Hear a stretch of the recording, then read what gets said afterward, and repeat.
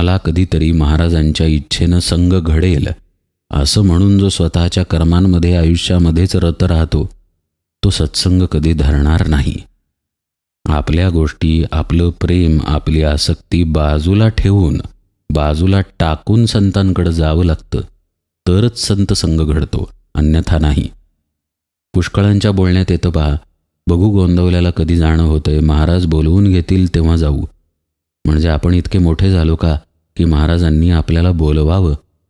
असं काहीही परमार्थात असत नाही.